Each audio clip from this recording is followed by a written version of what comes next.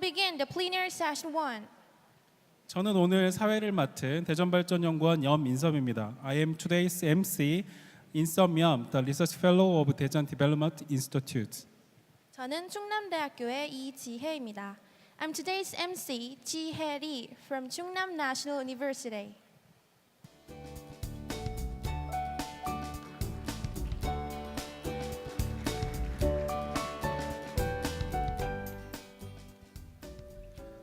본 세션은 기조 강연과 4개의 패널 강연으로 이루어져 있습니다. 모든 강연이 끝난 다음에 공동 질의응답 및 토론 시간을 가질 예정입니다. This session will be consist of one keynote speech followed by 4 panel speeches. After finishing all the speeches, we will have the time for discussion and Q&A at the end of this session. 본 세션의 좌장은 충남대학교 부총장이시자 세계과학도시연합 사무총장을 맡고 계신 오덕성 교수님이십니다. And now, we will present Professor Tak Sung-oh to you, the moderator of this session. Professor Oh is leading World Technopolis Association as the Secretary General, and he is also the Vice President of Chungnam National University. 오덕성 교수님께서는 유네스코의 과학기술혁신 최고 자문위원으로 활동하고 계시며 개발도상국의 과학단지 개발과 관련된 다양한 프로젝트에 참여하고 계십니다. He is also the High Panel of UNESCO and involved in many activities, developing science and technology parks in developing countries. 본 세션의 좌장 오덕성 교수님을 큰 박수로 맞이해 주시기 바랍니다. Ladies and gentlemen, please welcome him with a big round of applause.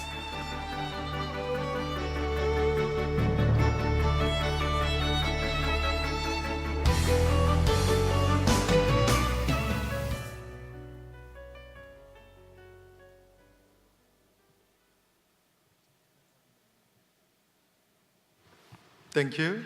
Thank you, ladies and gentlemen. I recognize very well.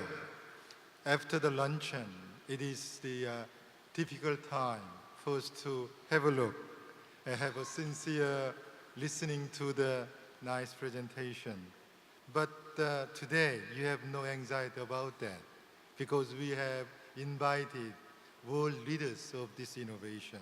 So their speech and explanation must be perfect for you to get it. Before the keynote speech, I will introduce you, the keynote speakers and panelists, one by one. I will introduce the Dr. Cha-dong Kim. He's the president of INNOPOLIS Foundation. INNOPOLIS Foundation is the representative organization of national innovation and regional innovation as well. Daejeon INNOPOLIS, where you are here, is managed by this INNOPOLIS Foundation. Please have a big hand for the Dr. Kim.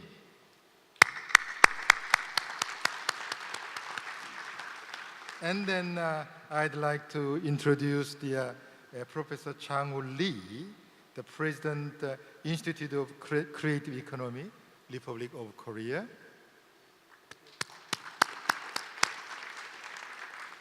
And Mr. Case Patridge, President and CEO, McAllen Economic Development Center, United States. And Dr. Raimund Broechler, the Vice President of INSME. INSME is International Network for Small and Medium Enterprise. Headquarters is located in Rome.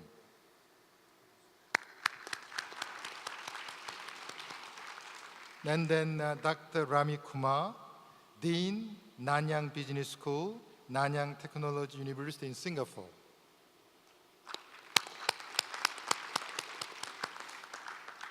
The job of moderator is to manage within the limited time. We have 2 hours this session, so I will give for the speakers 30 minutes, and then I will give the 10 to 15 minutes to the every panelist. Then you can have 30 to 40 minutes question and answer. That is my plan. So please call with a big hand to let Dr. Cha have a keynote speech.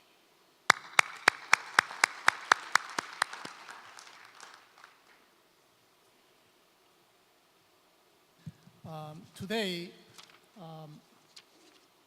I would like to review Korea's science, technology, and innovation.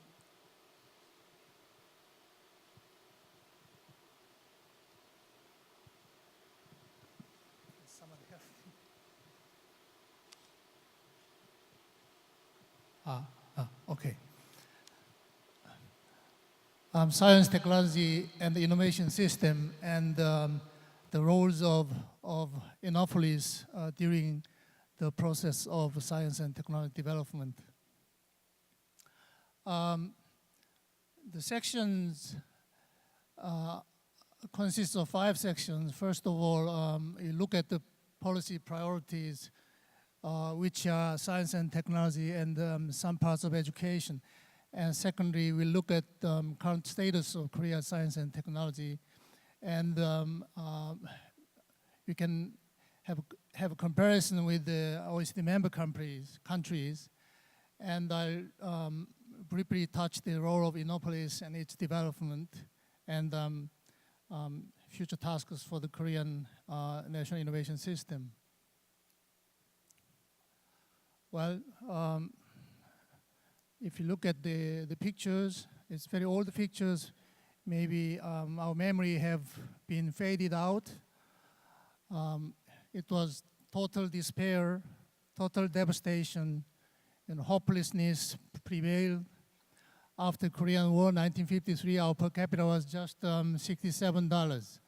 And also, even when we started our first 5-year economic development plan in 1962, it was even just $87. So very pessimistic views of on the Korea's future from many other institutions. Looking at the per capita income comparison with other nations in 1967, when the first 5-year plan was finished, $177 in ranked 93rd. So you will have a look at later on the inverse of this composition. So government priorities, I would like to say first of all the science and technologies. You may have a different view, but I think science and technology was one of the main priorities of the government at the time. There are many stories about how the Korean economy has been developed, how we achieved the remarkable economic success at the moment, at this time from our devastation. So I don't want to look at it in detail, but the common thing is to import raw materials and parts and foreign, technologies, even it's very low technology at that time, and assemble it, remodel it, improve it, and sell it in the global market. So in order to do that, we needed an upgrade or expansion of our science and technology capacity. And that is done by, first of all, by establishing Korea Institute of Science and Technology in 1967. The KIST is now renowned, but it was started from 1967. And also, after 5 or 6 years from that time, 1973, the Daejeon Science Town, which now we call Daejeon INNOPOLIS, Daejeon Science Town was started to construct, and it was completed in 1992. So these two initiatives, it was very big project. It didn't, we didn't have any financial capacity, so sometimes we have aid from the US and we have borrowings from the international society. So these were a very good background to provide needed technology at that time to industrial sectors. Another priorities, I would say, would be on education. there are two aspects of education. One is the setting up the education system, but for setting up the education system for the government, there has been always, you may all, the Korean people all agree with this, the Korean parents' education zeal from that time. They didn't want their children to live in poverty like as they did. So whether they have classes, or not, whether the classes are overcrowded, the parents put their kids to school, and their education zeal was like this. You know, the praying for their children to be passed in the college entrance exam. It's actually college entrance exam tomorrow. So many parents are now doing like this, you know, in temple and in church.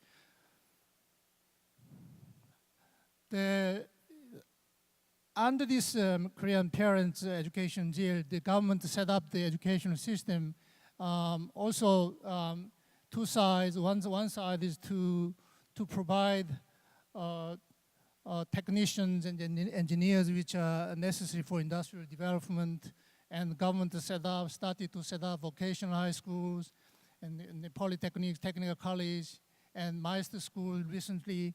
And it was successful to supply technicians and engineers, I would say.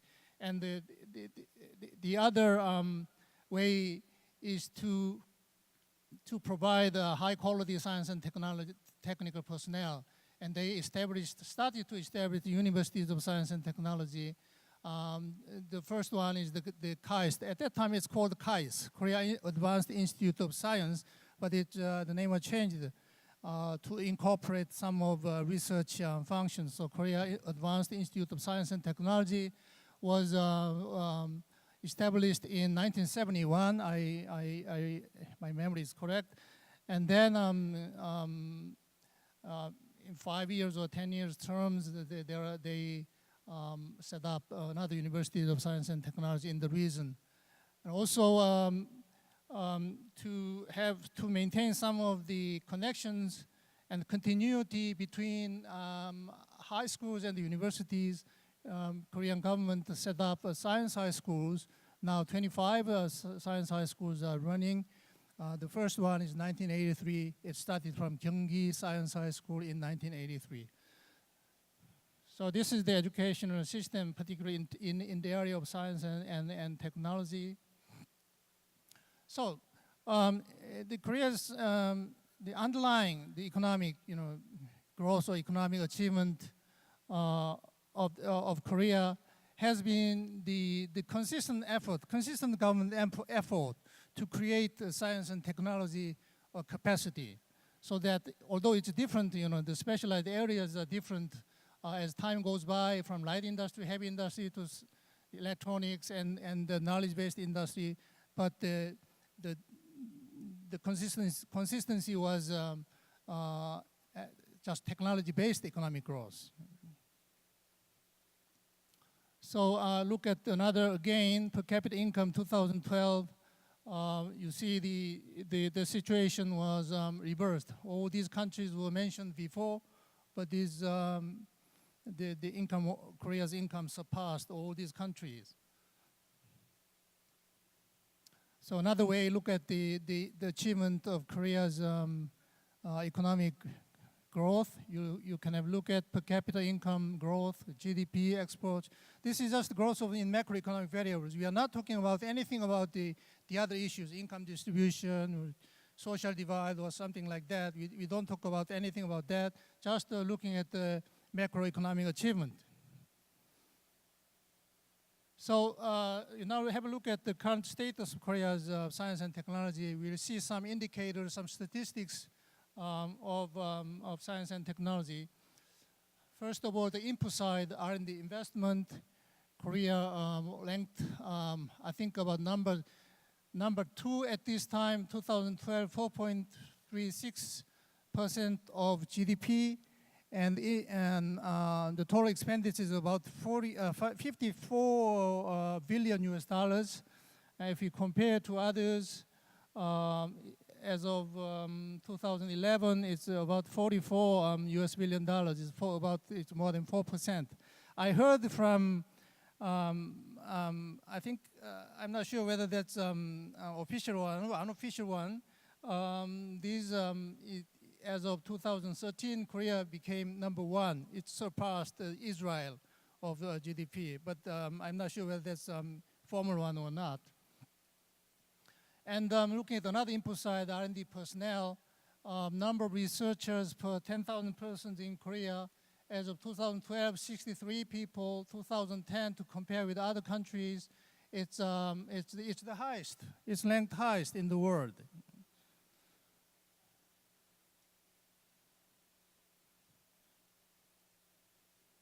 And another way looking at the human resources in science and technology is the number of students who were enrolled in natural science and engineering to total students. It is now around 32%, which is very high actually. I think it's maybe highest or second highest in the world. But if we have a look at the ratio of PhD students in science and engineering to total PhD students, compare with other countries, we are very, very weak. So we can have some implications later on these statistics. Another now is looking at the output side. Output of R&D, first three theses. The number of theses has increased continuously. Now it's reached 10th in the world, but 10,000 persons per person, 24th, because we have a big population. So this doesn't tell us much. This is just accumulation of our capacity of basic sciences. But if you look at this one, the citation index, we can tell a different story.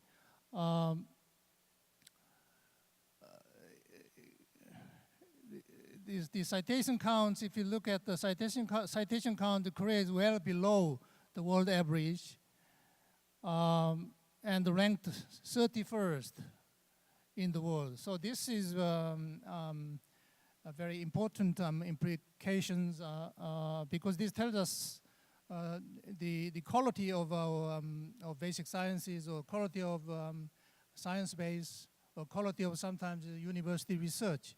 So this tells us how the Korea's innovation system should be modified after all. Another output side, the patents, number of triadic patent families, and we are ranked 4th. And this is also the quantitative development in patent side, and also another patent side, patent collaboration treaty application is also ranked at 4. So now we look at the globalization index. It is Korea's, I think, the weakest point aspect in Korea's research and development. This one is not the case of Korea. This is the global trend of the ratio of co-recipients, co-workers of Nobel Prizes. As you can see, the increasing trend in global collaboration in producing theses or patents. But if you look at the Korea's case, the co-authorship of SCI thesis is just 3%. The highest one, 27%, and 10%. I think there are many other countries in between these numbers. So Korea is very, very low ranked. And also co-applications, the patent collaboration treaty is also just 4.8%. If you look at these numbers, they co-work in terms of patent very, very well. Technology trade balance, it is very poor achievement. All countries are in surplus, but we are in chronic deficit. It's now reaches around $57 billion. I think, believe it or not, this indicates us that the Korea is not quite strong if you look at the quality of basic sciences or quality of developing fundamental technologies, quality of patents. So there should be something that we should do about this. Okay, in general, if we evaluate our R&D productivity, there are many ways to explain the R&D productivity. One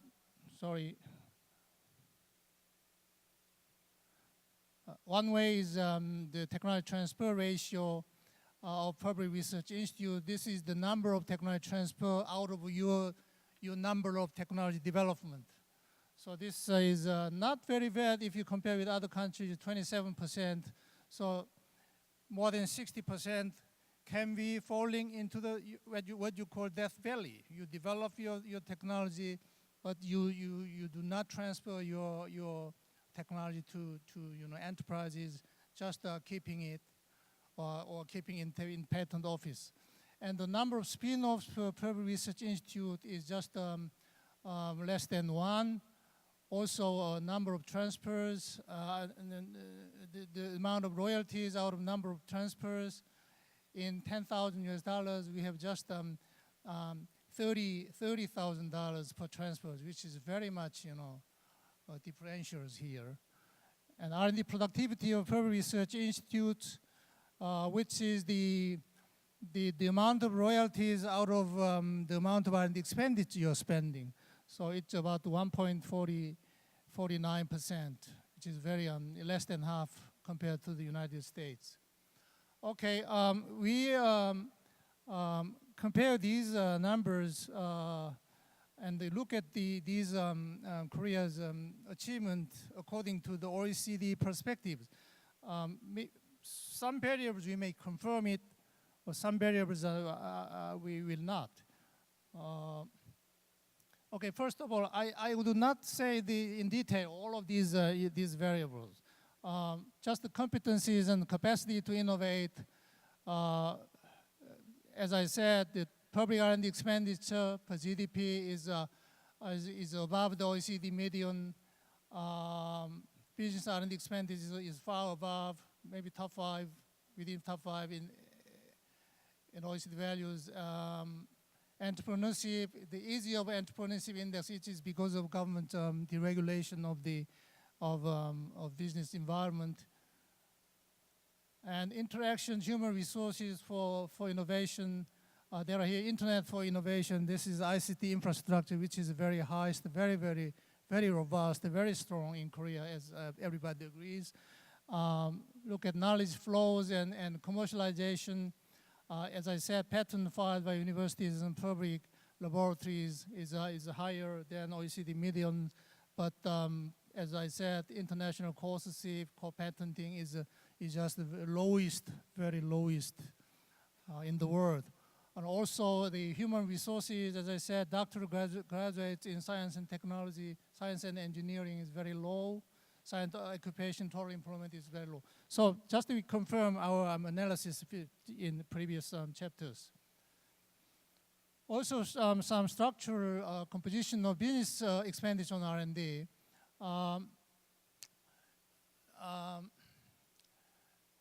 The Korea's business R&D is normally conducted by, if you look at these figures, conducted by large firms. This green square represents Korea now. So large firms, conducted by large firms, large high-tech manufacturing industry. So small and medium industry plays very little in inputting research and development, but you can see some sign. Look at it, some sign. Korea now and Korea 2005. So the role of small and medium industry is a bit improving. Okay, and some related technology advantages and selectivity. This is measured by percentage of patent collaboration treaty application filed by universities and research institutes. So I'm not very confident on these diagrams because ICT I can understand, but bio and nanotechnologies, this is 2007 to 2009 figures. So the Korean government, implemented a very, very big project for developing nano and biotechnology. So these figures may have changed, may have upgraded. And also environmental related technology, the previous government, as you see, we put a lot of money, enormous amount of money to develop the green growth technology. So these may be different if we measure now. So I think this figure is not very confident for me, at least for me. And then the overview of national innovation policy mix. The national innovation system or policy mix can be different, according to your tradition. According to your tradition in science and technology. Your country's tradition is very much depends on your country's tradition. Here, a bit complicated bars. If we move to the right, we can have great values for the right variables. So if you move the Korea, look at the diamond, move to the right, Korea is strong in this variable. You can understand like that. So as Korea is something strong compared to other OECD medians. OECD sample media means these vertical bars. So public lab-centered public research, and also applied and experimental research-oriented rather than basic research-oriented. But this can improve now. You see the Korea 2005, the white diamond to blue diamond. So Korea is improving, leaning to the basic research-oriented values. And also look at the funding method. The project-based funding is prevailing in Korea. Support to public research very much, but also support to business R&D. It's more than the OECD median values. And the funding way, whether it's direct funding or indirect funding by tax incentives or something like that, then Korea is very much in balance. Okay, we now jump to the role of INNOPOLIS and its development in the process of science and technology development. The history is very simple. Have a look at, as I said, the Daejeon Science Town was established in 1973, and the government invested over 80%, more than 80% of R&D funds, the total R&D funds.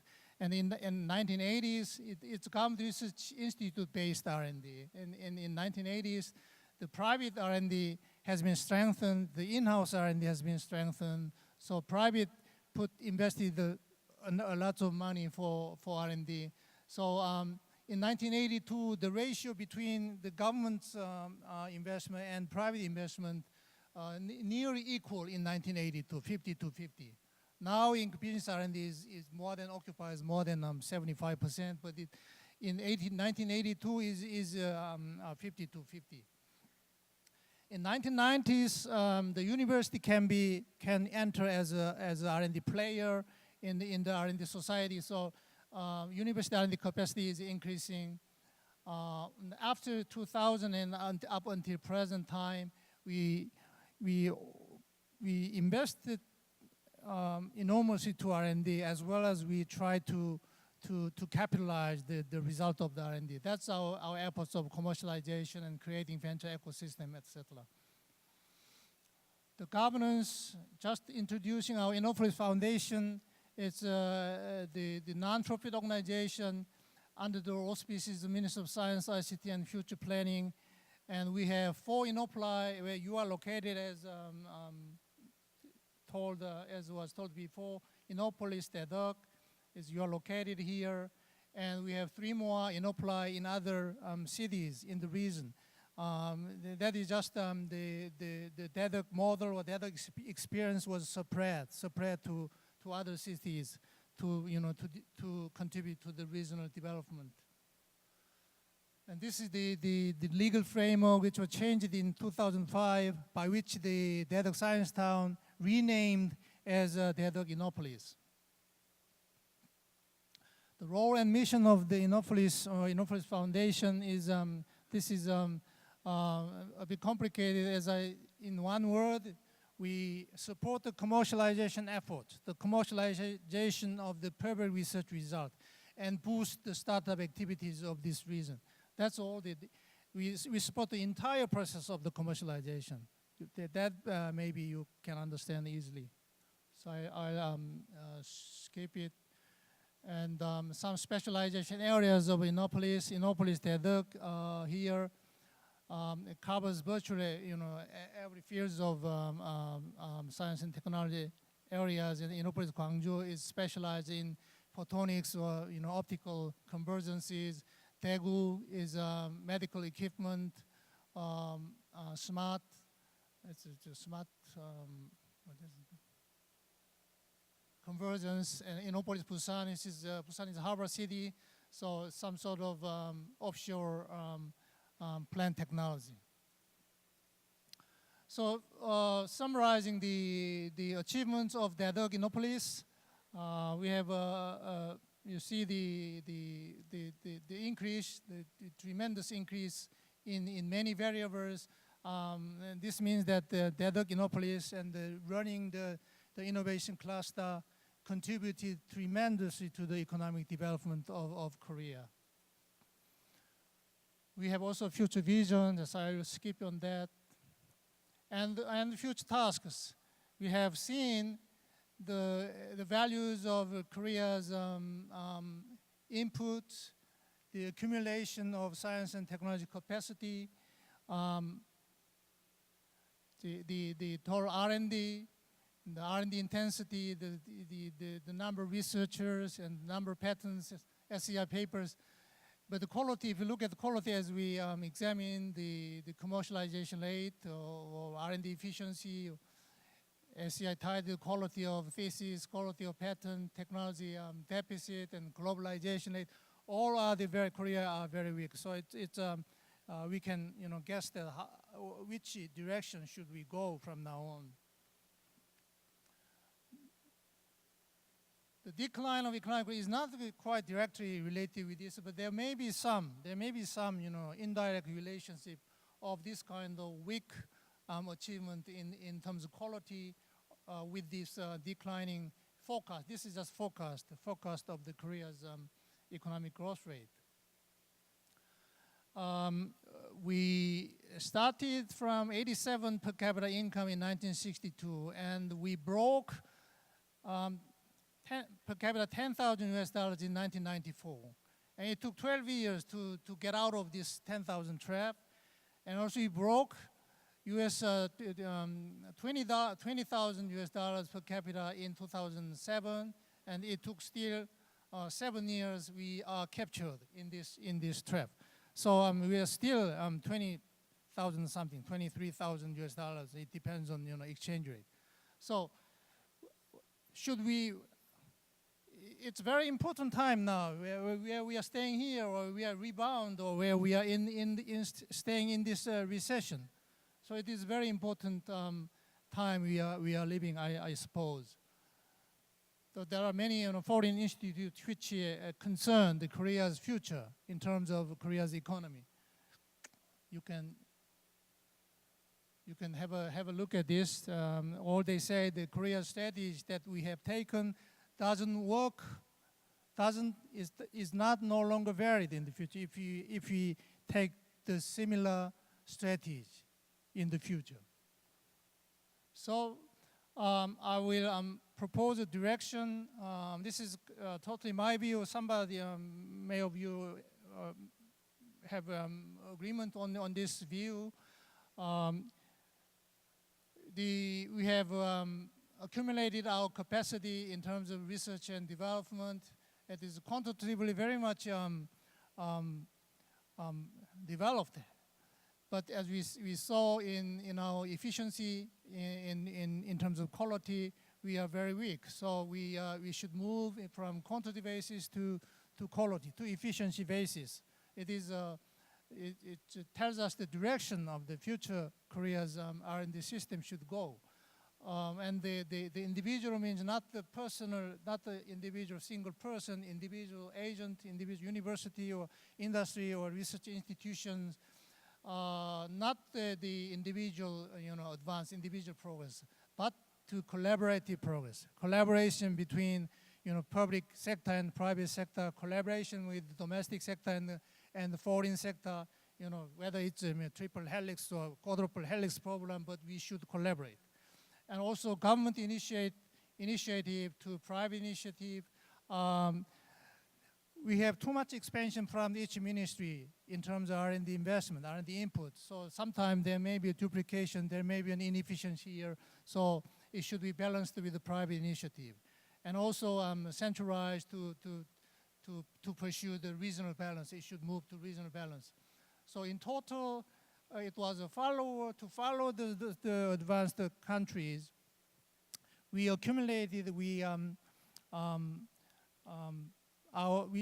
our science and technology inputs and capacities, but now it's time to be a leader. To be a leader, we should be not imitative, we should be creative, we should be innovative, more innovative. Some people say we should innovate our innovation, something like that. I don't know what that means, but they say like that. So otherwise, we should have a problem of we may face a systemic failure. So from the individual progress to systemic progress, this is very important. Then it may, if these were achieved, then we may realize the real creative economy that we are talking now. Okay, thank you very much.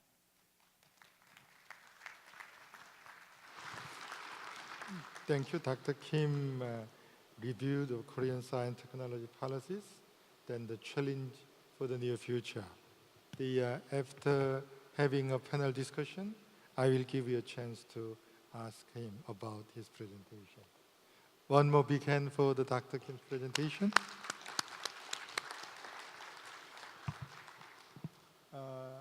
From this side, I will invite the panel discussion. And the first one, I'd like to invite Dr. Ravi Kumar from Singapore, Nanyang Business School.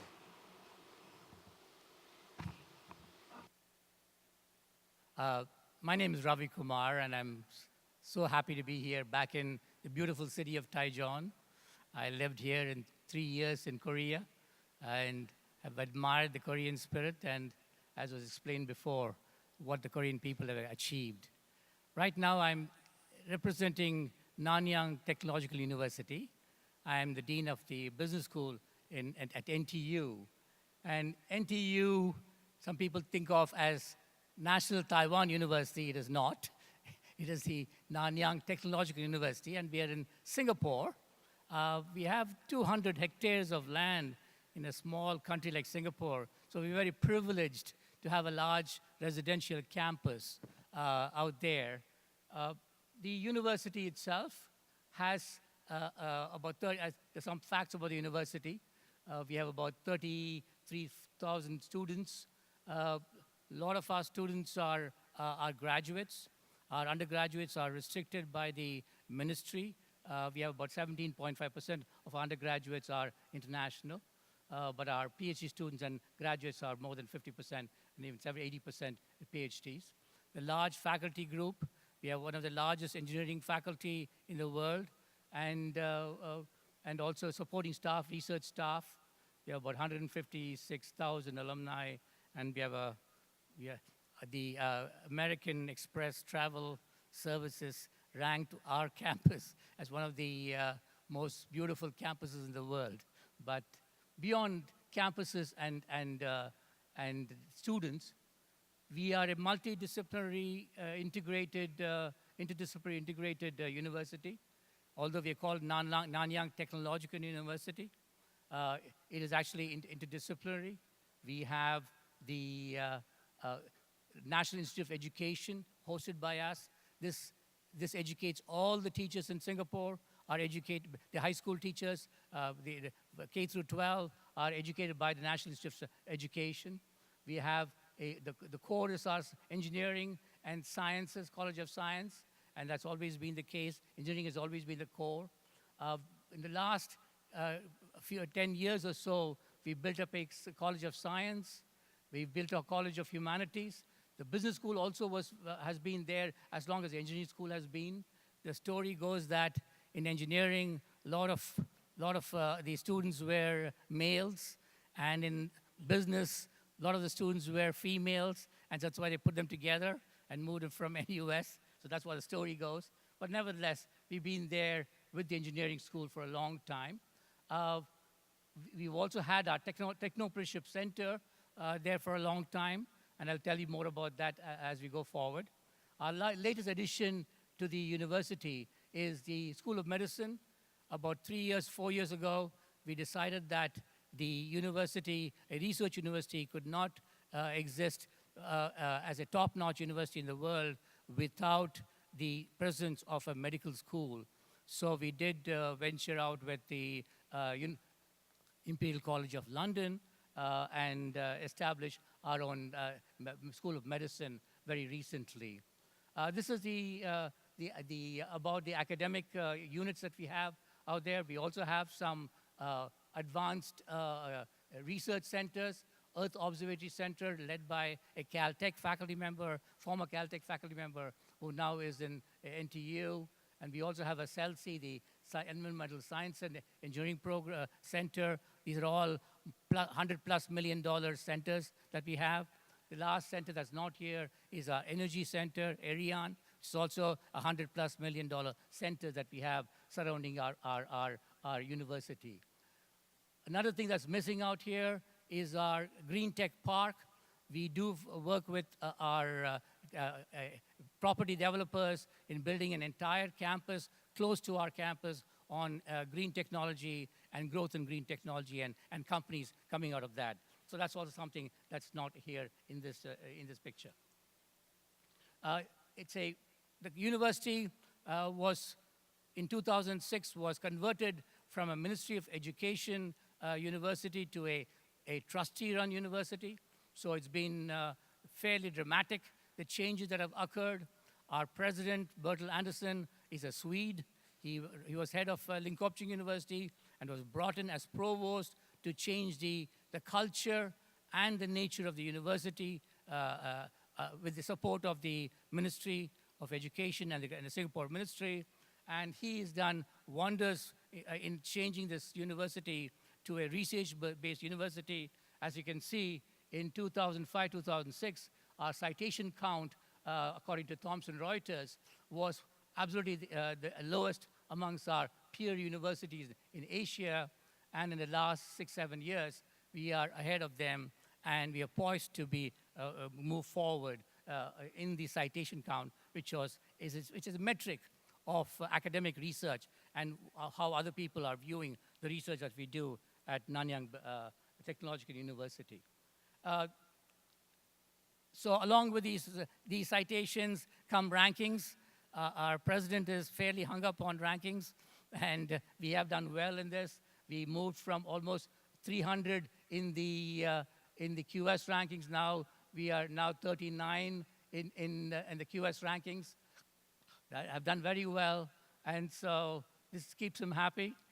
But what we are most happy about really is that we are also #1 in industry linkage and income and research collaboration. So it's not just academic work that is being done at Nanyang Technological University, but it's also applied work. And the funding that comes from the companies is very important to us. In fact, I'll give you a little examples of this. The first one is Rolls-Royce. We've been doing research for Rolls-Royce for almost 10 years, but 2 years ago, they decided to actually invest in an R&D lab at Nanyang Technological University.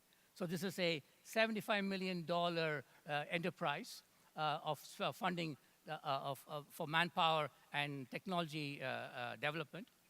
There are 40 PhD students working on projects with Rolls-Royce, 25 master's students, undergraduate students, researchers, 56 professors of NTU, and 20 Rolls-Royce staff who are there co-located in Singapore, working with us to develop the technologies that they need. And a target of 30 patents and 260 publications over 5 years. Singapore is very well known for its KPIs, and every project has KPIs, and these are the KPIs for this, both on the fundamental science as well as the commercial solutions as such. We work in the area of electrical power and control systems, manufacturing process technology, as well as computational engineering. This is helped by Rolls-Royce having a large manufacturing presence in Singapore. And this is one of the rationale for having Rolls-Royce connect with one of the technology universities to develop further technology around. Very similar to KAIST and Samsung maybe in Korea. So very much so, the connectivity between the university and business is very, very important. The second example is of BMW. As the automotive industry moves towards electric e-mobility, BMW has chosen NTU to set up their R&D lab with us.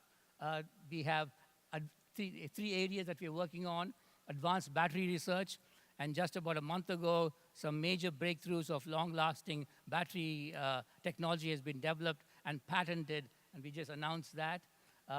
And there's a group of faculty and PhD students working in this area, along with BMW executives. The human interface, the electric e-mobility and electric car has a front end, which is all a human interface on how the car responds to the humans, and the human responds to the information coming from the car, and that takes a lot of interface, and so that research is being done also there. Finally, intelligent mobility, so automatic movement of cars and controls is also being researched here as another benchmark as such. And I'm told that starting, I think, the beginning of 2015, we'll have 2 of their e-cars, the 3 Series and the 5 Series, running around our campus, where they'll be testing our technology in these cars in our campus. And so there's very much a applied project as we do these things at NTU. Besides the industry collaboration, I go back to the fundamental principles of NTU. This is nurturing creative and entrepreneurial leaders is very important to us. The idea of creative and entrepreneurship at the university through a variety of broad disciplines. So our humanities has been the fastest growing faculty at NTU, and to give the dimension of design, analysis, and connection between the human factors, the business side, as well as the engineering and science side. So it's very important that we integrate and teach our students about this. So between the business school and the engineering school, lots of double major programs are happening as we speak. And entrepreneurship now is a required course for all our students. As they come in 18 years old, we just get them to get a feel for what entrepreneurship is right off the bat, so that we don't know what's going to happen in the next 3-4 years that are there with us, or later on, we embed with them that looking for a job is not necessary. You can also create a job. And so that attitude of thinking is very important that we inculcate in our students, and we decided to make this a compulsory course for our students starting this year. Part of the education is done by our Nanyang Technopreneurship Center. It's been there for more than 10 years. This is the education arm of the university, right within the university. And the business school, the faculty who runs this is part of the business school. And what we do here is a lot of different kinds of education. The undergraduate side, we have minors and major programs that are there. Almost 2,600 students are part of the minor and majors. We have online programs also for various of our students. also technology-enabled electives that we have here. Plus, we also have master's programs, both in English as well as in Chinese, both full-time and part-time, that we've been doing. So we have the capability actually to teach in Mandarin for our Chinese audience. We are very strong in China. Nanyang means South China, and and we've been connected to China for a long time now. And so we are engaging with the China population and the needs there for entrepreneurship. And so this is part of the charter of the NTC. On the other side, non-academic programs, we work with a lot of activities on executive education, case challenges, case entrepreneurship debates, speaker series, you name it. We do a whole bunch of activities to create a sense of an ecosystem, bringing in speakers from all over the place, from industry, from the venture capital industry, from all over the world. We work with a whole bunch of institutions. As you will see here, we work with the governmental institutions, agencies, which do a lot of funding of entrepreneurial activities in Singapore. You will hear more about that from one of in a latest speech tomorrow, of how Singapore works on the ecosystem for entrepreneurship. We also work with other partners, for example, Stanford University, Kaufman in the US, Kellogg. We work with a lot of universities to also work on this notion of entrepreneurship and educating students in these areas. So this has become a part and parcel of our ecosystem that we are creating in the area of education. One of our star undergraduate programs that we created about 3-4 years ago is what we call the Renaissance Engineering Program. The mission is to create future CEOs, CTOs, actually, and entrepreneurs of tomorrow. This is a program between our engineering school and the business school that combines together visits to Berkeley, to see the Silicon Valley for 1 year. Our undergrad students sit there, and as well as in London, they go there to sit there for some time and understand the entrepreneurial spirit and what drives the culture there. They get both an undergraduate degree as well as a master's in engineering management at the same time. And we're very proud that we are starting to create a pool of students who in the future will be our leaders in entrepreneurship and technology as such within companies. So this is our Starship program that we have. Besides the education, we have an outreach arm, which is now the commercialization of the technology and the science that we put out at the university, as well as partnerships. It used to be within the university till last year. At the latest Board of Trustee meeting, we took that entity and made it a private institution with the university as a shareholder. It's now called Intuitive, and this company is now the commercialization arm of NTU as we move forward. And what does this Intuitive do? It does everything that a typical a commercialization arm does in most universities. Technology transfer, whether it's students, PhD students, faculty, it goes through all. It does technology transfer, it does incubators and mentorships, it does innovation hotspots, it does everything, and it also has its own subsidiary companies that we form. For example, I'm on the board of a collaborative venture with Battelle National Labs in the US across Intuitive and Battelle. And this is a company which takes technologies that Battelle develops and commercializes it in Asia and finds ways to commercialize that. So this is something that our ecosystem is not just within Singapore, not within that universities, but also research arms across the world. So we started to build that ecosystem as we move forward and creating the right kind of organizations to commercialize the research into companies and hopefully to generate outstanding outcomes as such.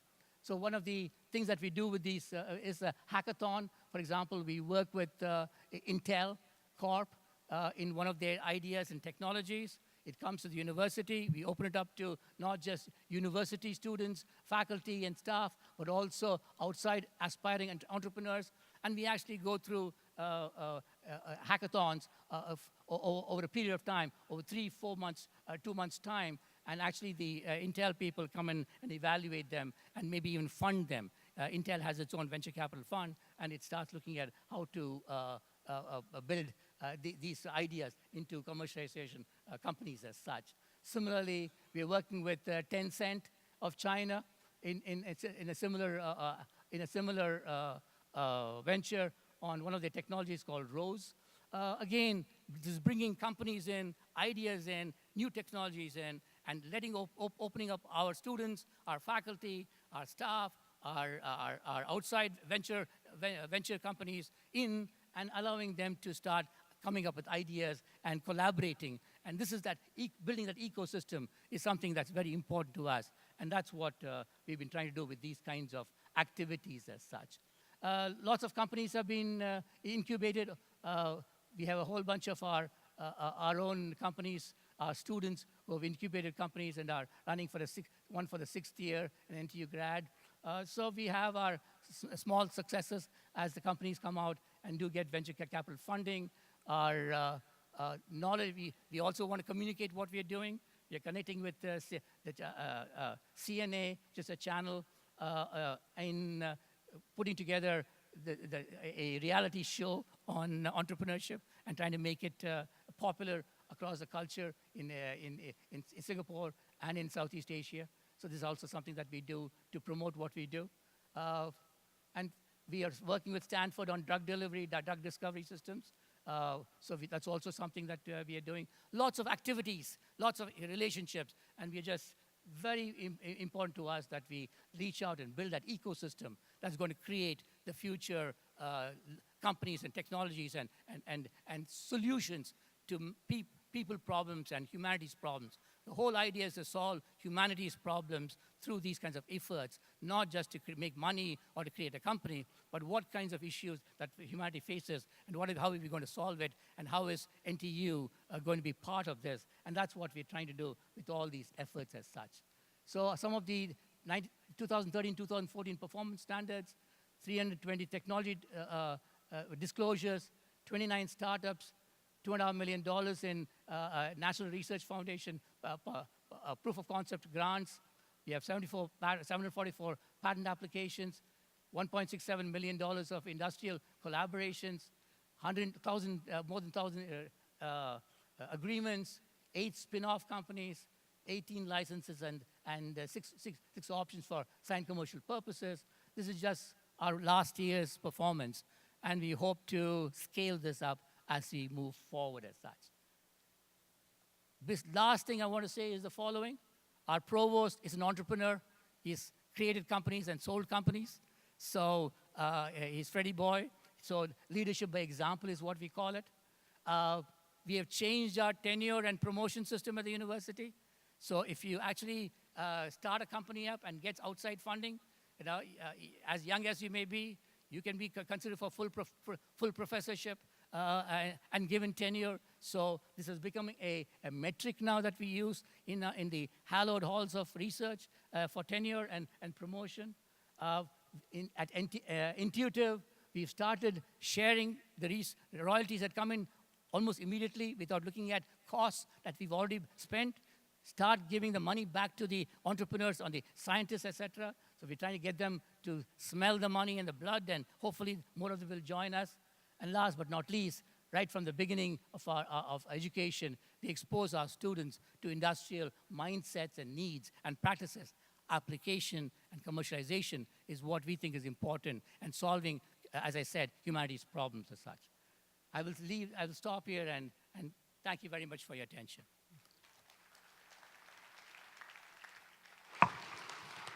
I think all of the participants have known the successful approach done by Nanyang University. As we know, Nanyang University is one of the leading university, not only just in Singapore, but also the ASEAN leading university group. And we understood very well the sincere opening attitude to do a collaboration with industry and other global university consortium, and also they prepared many entrepreneurship programs and engineering program as well. In conclusion, he showed us the performance snapshot. It was magnificent. 29 startups from the university lab and 8 spin-out. That is real evidence what happened in the 2013 to 2014. I think you have a big interest and question about that, so I will let you have it. Thank you so much. One big hand for Dr. Kumar. And then let me introduce Dr. Raimund Broechler, the Vice President of INSME, and he's doing his one job at the one organization.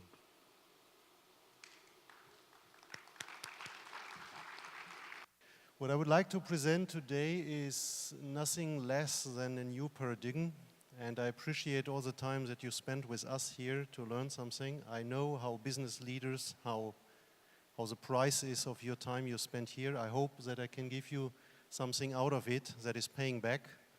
And what I will discuss with you is the open incubation.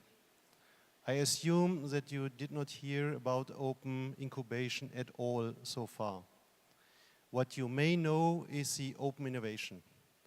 And what I predict here is that the open incubation process, where we make the incubation process cheaper and more efficient, will have such an impact like the open innovation had to the technology transfer and exchange and better exploitation of results, creating just win-win situations.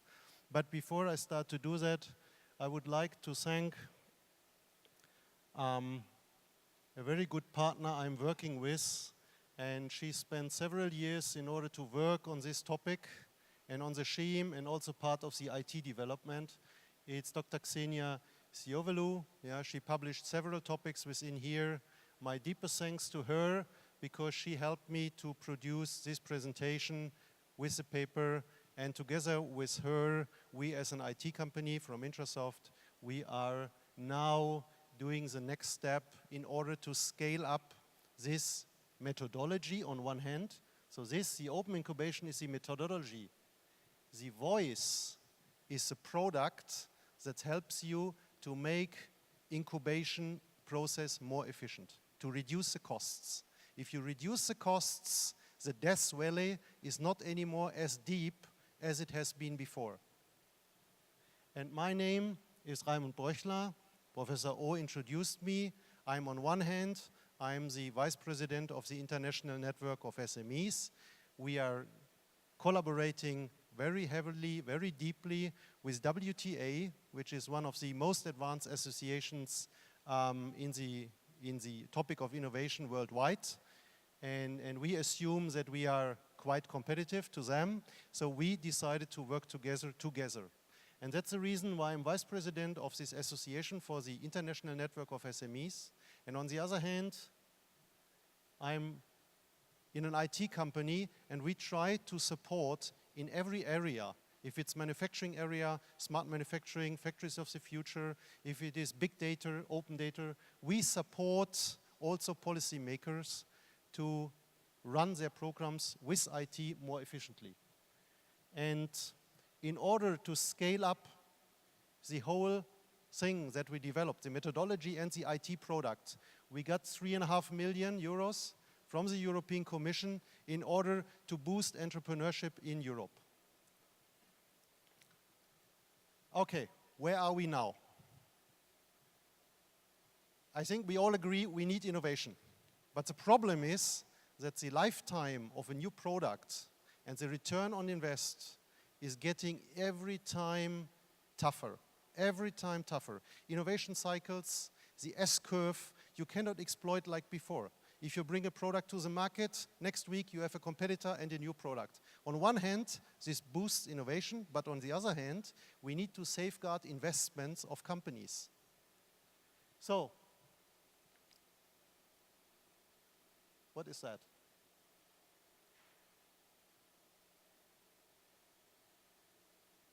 This is not my presentation anymore. I'm sorry. This is another presentation, but not my one. Here we are.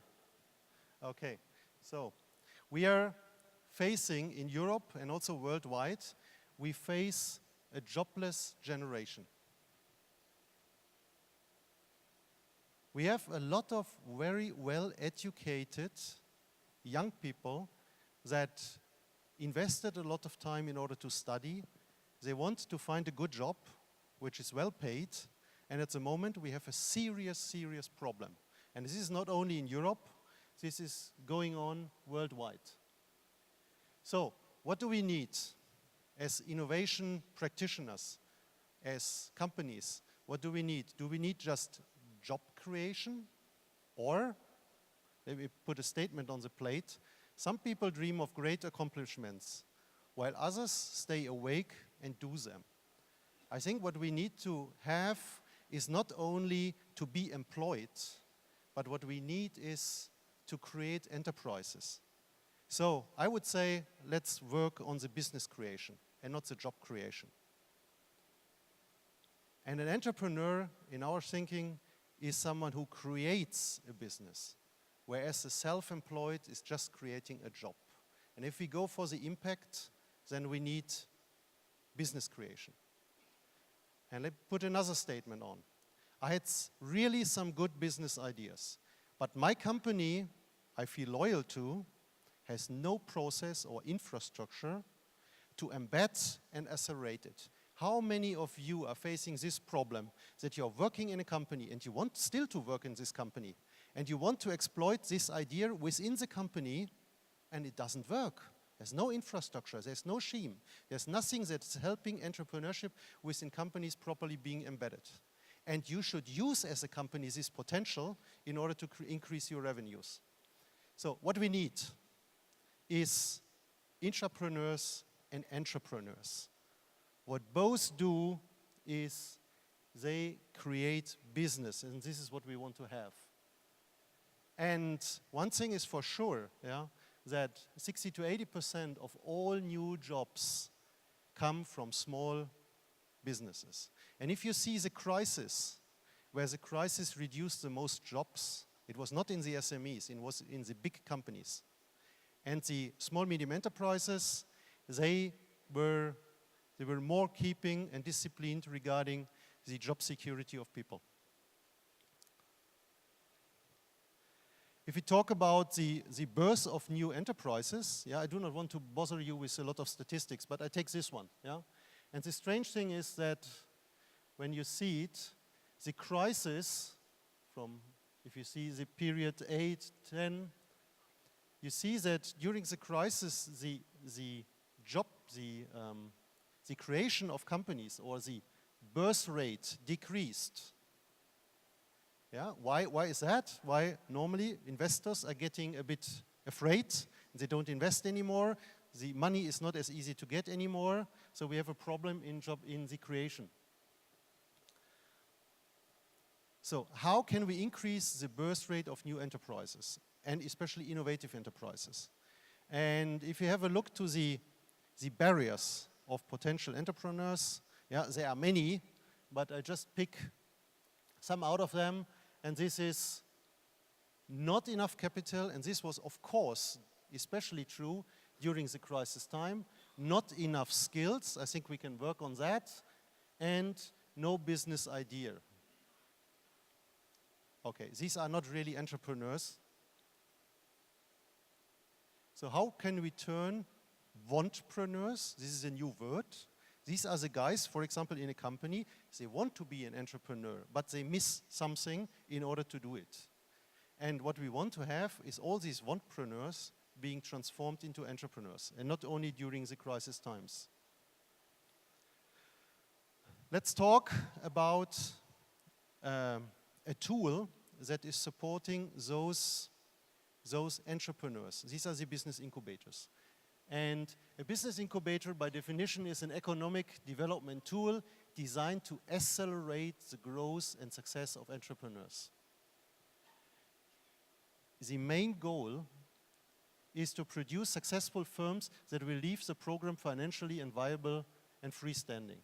And what you normally expect is that the normal growth rate is accelerated compared to if they would do it themselves. Just some figures about how many incubators do we have worldwide. And incubators are an accepted tool within every innovation policy. So you see quite a number of incubators worldwide. It's something like 4,000 to 7,000. I don't know where we are at the moment. The figures are varying a lot. So we are something like that. We have just 60 plus associations that are taking care for the incubators and having discussion groups and try to make them better. If we talk about Europe, we have about 1,200 incubators with 30,000 gross new jobs per year. And in the US, it's about 1,000 incubators from the times we had the figures from with 35,000 startups. We know that in US, the process works quite well. And if we compare it just to Asia, the figures are not the newest one, I'm sorry for this. But what is important is how did the incubators change during their lifetime? And we saw a lot of changes within the service concept and how incubators understood themselves and understand themselves and what they offer. So you saw a lot of changes from the 70s and in the growth of all the different incubators with different services. I think during these different sessions we learned a lot about them and what they are doing, yeah? And we have even now the virtual incubators in several countries that start to be very successful. But what is the future bringing to us? What we definitely see as a trend, we will go from the physical space and idea-specific, which is the traditional, into the people-centric, virtual, and emerging incubation process. So virtual, people-centric, with a strong social and collaborative capability, sector-specific or hybrid. But there are any constraints within the actual process? We say yes. And what we did with the methodology and with the concept and with the IT development, we just took what is available and what we know, and I will show it to you a bit later when I compare it to the traditional incubation model. So if you see a traditional incubator, what are they doing? They have a kind of a chasm or a border. They start here like with a funnel. They have people that really want to do incubation. They really want to be an entrepreneur. They really want to start. But you have to have these guys, yeah? And then you, by selection, you identify teams, you coach them, and then at the end you get something else. Problem is that this process is expensive, and if you have a regional incubator or national incubator, yeah, the impact to the society, to the economy is still quite small. So if we translate the picture that I just showed with the funnel to something you know already from Mr. Chesbro, when he developed the open innovation model, you see that we have here in this picture, we have people out there, which I call the interest phase, but they don't go via this chasm. They don't dare to make an application. They want to stay with the employer. They don't have the right tools. They don't know where to apply and so on. So they are not making this move.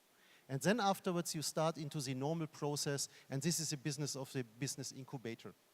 If it is a virtual one or a physical one. What is the traditional incubator covering? So you have the pre-incubation process, yeah, and there are varieties, what they cover. you have the incubation, of course. This is a definition of an incubator. And then not all, but some are taking care for the post-incubation. This part that we know, which is very, very interesting, especially since the IT age, where we know all these tools like crowdfunding, crowdsourcing, co-development, co-ventures, crowd ventures, all these kind of things. This is totally neglected in the actual closed business innovation model. So what is about the interest phase? I think the interest phase is something we should exploit. Why are we only exploiting it now? Now, because IT is at the right stage to use all the IT instruments that we can use in order to exploit the interest phase. How do we do that? So now we go into a picture where you see, sorry, my time is over. You see now a model where you have a lot more opportunities. We are just using the innovation conception, crowd co-creation, crowd screening, innovation creation, collective intelligence. All this is business validated, and we put it on top of the normal incubation process. What does it mean? At the end, we will have much more successful entrepreneurs creating successful business, because each incubator will now be able to have a much wider competition within the market, and using not only a regional portfolio, but globally do virtual incubation. This is, in our concept, something that is again totally neglected. Why? We know that industry is using co-development. Why are we not using this for the incubation process? So the user segment is touched by us, so we call it more a quadruple helix innovation process, where we have the user segment, the crowd segment, the government segment heavily involved in that, and also the business segment. And this is all the translation into it, into a product. The product is voice, and the methodology is the virtual open collaborative incubation ecosystem. Give me 2-3 minutes more. Yes, thank you. And so what is it? It's an international crowd-driven. This is important. We are heavily using the crowd. You know how good it works. There was a guy who wanted to make potato salad, and he went to a program like a platform like Kickstarter, and he wanted to have $50. What he get was 50,000, just from the crowd. People were giving this guy for making potato salad $50,000. And what is it saying? It's saying that in the incubation process, it's not the money that is lacking. It is a process that is supporting the investors to find the best opportunities they want to invest in. It is a process that is using heavily the crowds in order to have better selection within the incubators. You know, we want with our tool to help also incubators. We do not want to replace them. We want to help them to have a tool to use the crowd in order to validate the business model, to help them to find co-development, to prepare the prototype. All this is possible. All the business models that we are using here and the business idea are all validated already by the market. You know it from the open innovation with 9 Sigma. You know it from crowdfunding that works properly. Yeah? And we are putting all this together. So we have a methodology and we have an IT software in order to develop the whole thing. Let me be fast. You know, we know the potential very well of this system, so we made a lot of methodologies come out of the gaming, so we use gamification for developing the service platform, and we made a US patent on it. This is safeguarded, maybe. You know how safe patents are. And just to repeat, so we cover all this B2C, C2C, B2G, which is government here. This is the consumers. business to consumers, and the business to business segment. All this matchmaking, all this co-development, all that is integrated within this platform. And it's like the mobile phone. The mobile phone, the smartphone is something unbelievable, yeah? But what was done, it was just putting together things. We did exactly the same. And we start, because we got this 3.5 million euros in order to scale it up. And we have already an existing networks by our partners, and we will scale it up, and we will invite all of you, yeah, if you're interested, to participate.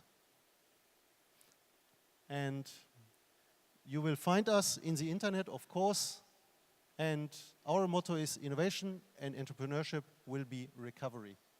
And now I will finish my presentation. I thank you very, very much for your attention, and thank you.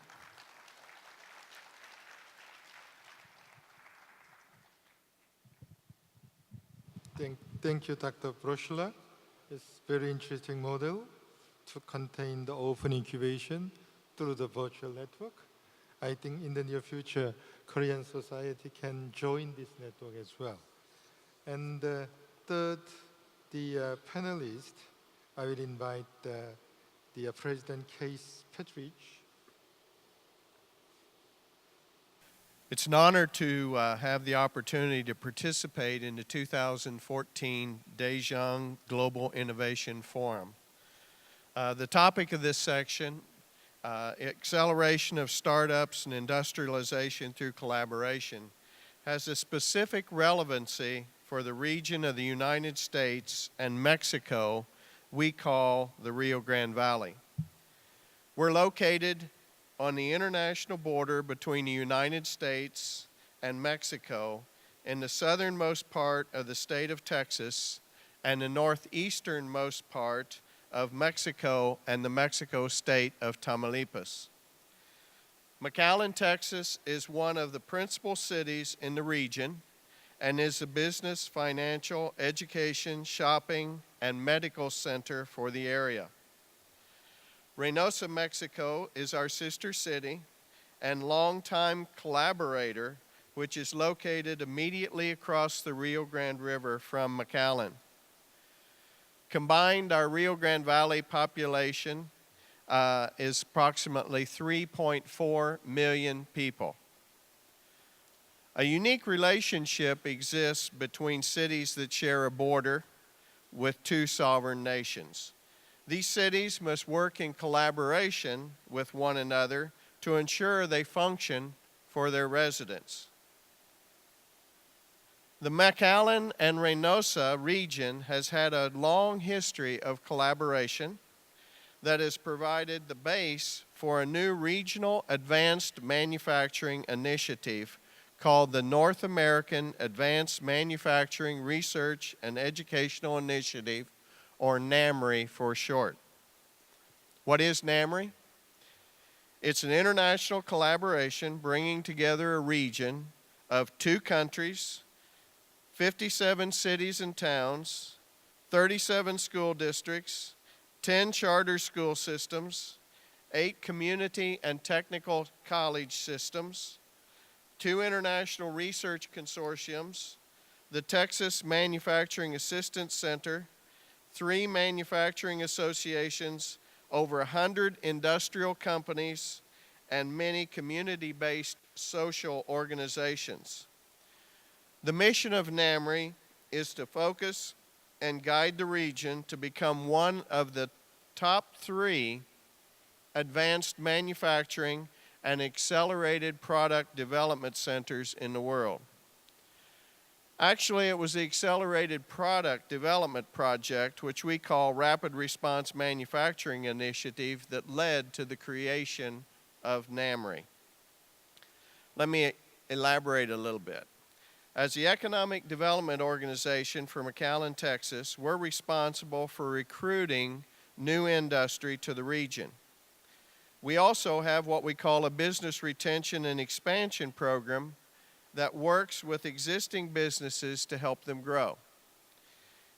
In the year 2000, the director of research for one of the global manufacturing companies located in McAllen and Reynosa contacted my office for assistance. He wanted someone to help him develop a new innovative method of producing plastic injection tooling for their products. Little did we know that the assistance he was requesting would lead to a new collaboration between the region's cities, educational institutions, and private companies focused on building the infrastructure to support a new model for product commercialization, design, manufacturing, logistics, and end-of-life product recycling, called rapid response manufacturing. As we started implementing the rapid response manufacturing model, it became apparent it had the potential to become disruptive and would require a comprehensive adjustment to the commercialization and manufacturing model. NAMRI was born.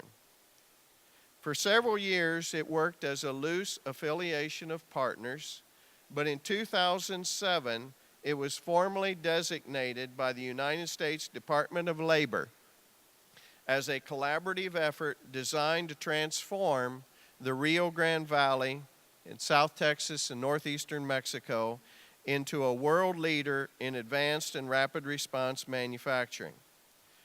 The structure of NAMRI consists of 3 regional alliances. The first is the North American Technology and Innovation Alliance. This alliance is focused on strengthening the advanced manufacturing base of the region. The lead agency is the University of Texas Pan American, with other members of the alliance being Texas A&M International University, University of Texas Austin, University of Texas Brownsville, Michigan State University, Monterey Tech University in Mexico, and the United States Mexico Foundation for Science, or FUMEC. And we are also collaborating, and have been for several years, with the Kais Institute of Science and Technology. One relationship that we hope to continue to strengthen and build upon as we continue to work closely with our partners in Korea. One of this alliance's key objectives is to design and build a network of interconnected advanced manufacturing research parks and centers of excellence throughout the region. Each park or center will focus on a different but complementary area of advanced manufacturing and supply chain. The first of these advanced manufacturing parks has been master planned and will be focused on rapid response manufacturing. The Alliance has assisted in establishing 6 research facilities in the region, including a new biomedical center focused on diabetes and obesity. It also worked with the University of Texas Pan American to commercialize a new nanotechnology and create a new startup company to commercialize it. The second alliance in NAMRI is the Rio South Texas Advanced Manufacturing College Alliance. The lead agency for this alliance is the South Texas College Institute for Advanced Manufacturing. This alliance is made up of 8 community colleges and technical college systems in the region, with over 100 private companies and 3 manufacturing associations. This alliance is focused on developing the workforce to support the advanced manufacturing sector. They also deliver customized workforce training to meet the company's specific needs for content, scheduling, and location. They also provide professional certification training. This alliance has provided over $6,231,000 US in training, which has supported the creation of 4,710 jobs, resulting in a 10.2 million US increase in wages. The third alliance of NAMRI is the T-STEM Alliance. The lead agency is a Region 1 Educational Service Center. This alliance is made up of the 37 school districts in the region, 10 charter school systems, the state of Texas, the Texas Education Agency, with the support of the Gates, Dell, and Wallace Foundations. This alliance is focused on the integration of core content courses that will support advanced manufacturing and industrial career and technology work experience programs. Their goal is to develop a world-class innovation economy workforce by aligning secondary schools with post-secondary education and the economic development advanced manufacturing initiatives in the region. An equally important goal of this alliance is to support curricula development for training teachers in advanced and rapid response manufacturing. The NAMRI Consortium has developed a 10-year work plan to transform the Rio Grande Valley region into a global leader in advanced and rapid response manufacturing. This plan is being implemented in 3 phases. Phase 1 was the assessment, infrastructure development, and talent development. And I think, as you could hear, most of that was focused on one of those 3 areas.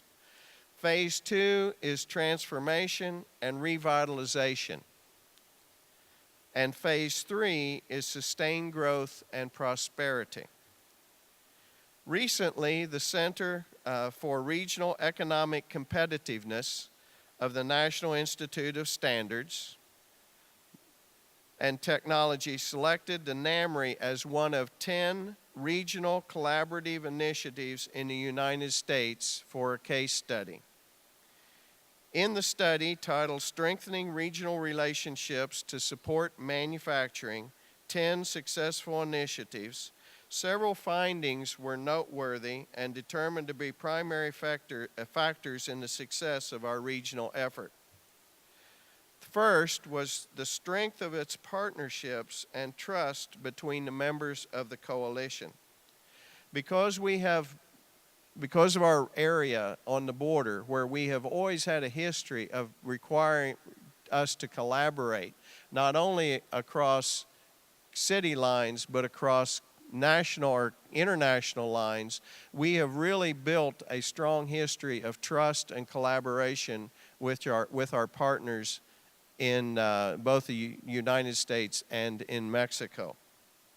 So that was one of the most important things that they said is important in building a regional coalition.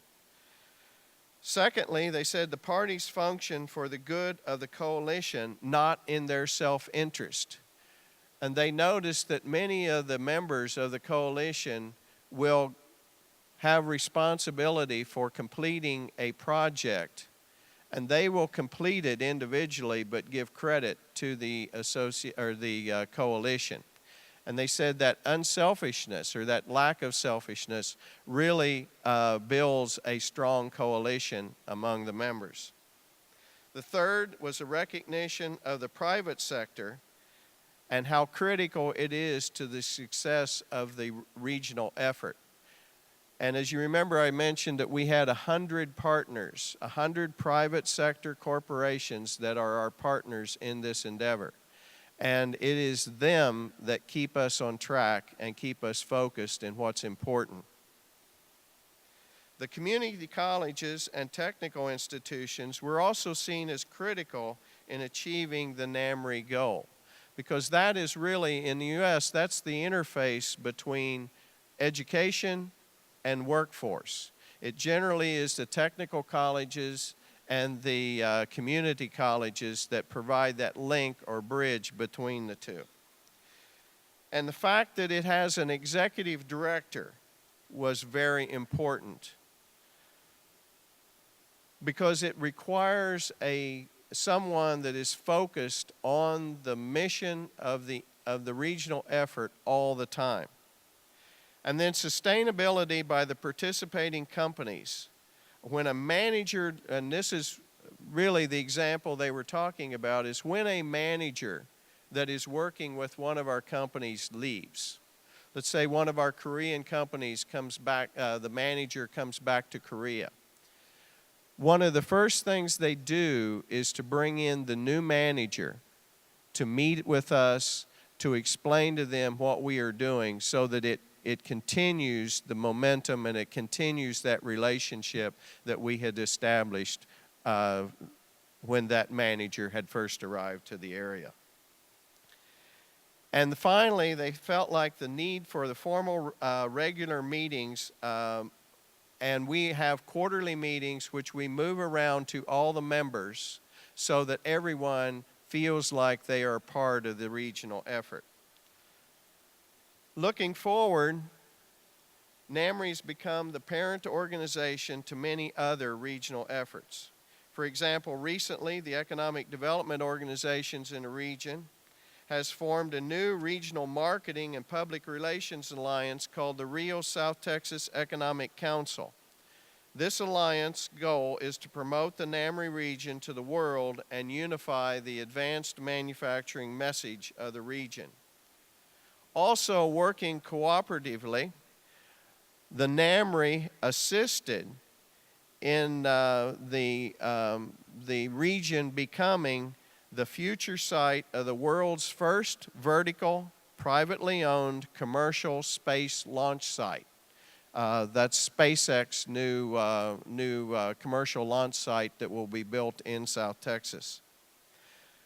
And again, working together, the member cities of NAMRI supported the combining of two existing universities into one new regional Tier 1 university that will have a new medical school and research centers.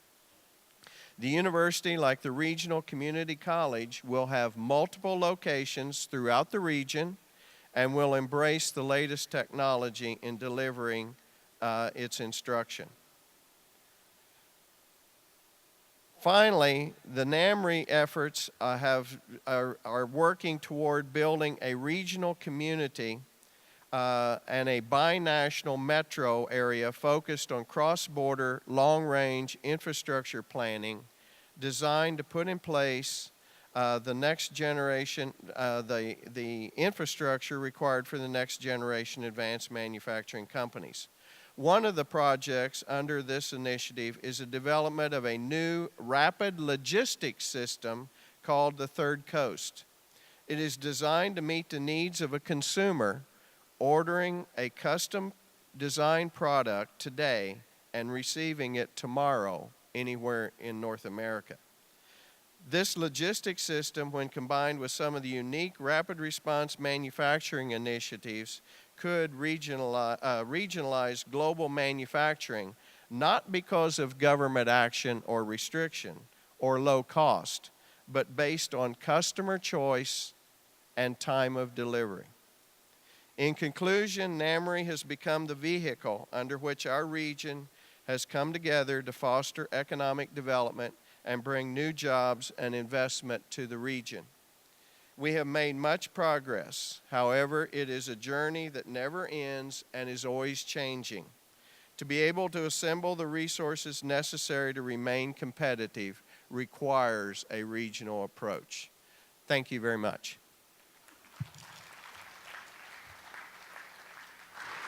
Thank you. Then the last panelist, I will invite President Lee Jang-Woo, Institute of Creative Economy. I know there is a word, the last is not the least, but today's the last speaker seems to have the least time. As you know, our time, this session will close at 3 o'clock in the program. So I choose the Korean language strategically because the Korean, I can transfer my idea more quickly with the Korean language. 예, 안녕하세요.